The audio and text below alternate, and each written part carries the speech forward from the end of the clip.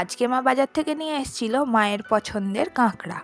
কাঁকড়া অনেকেরই খুব প্রিয় খাবার, আবার অনেকেই কাঁকড়া পছন্দ করে না। সমুদ্র সৈকতে ঘুরতে গিয়ে কাঁকড়া খাবে না এমন লোক খুব কমই আছে। সমুদ্র সৈকতের কাঁকড়ার টেস্ট যদিও অন্যরকম হয়। বাজারে কাঁকড়া এখন খুব কমই দেখতে পাওয়া যায়। এই শীতকাল পড়লে তাও বাজারে একটু কাঁকড়াটা ওঠে। আজ বাজারেতেই কাঁকড়া দেখতে পেয়ে মা নিয়ে এসছে।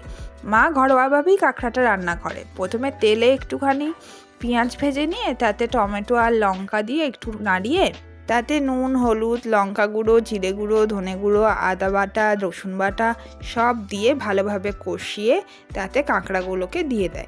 তারপর কাঁকড়ার ডিম আর কাঁকড়ার তেলটা মিক্সড করে কাঁকড়াটাকে ভালো করে কষে তার ভেতরে ভেজে রাখা আলুগুলোকেও দিয়ে দেয়।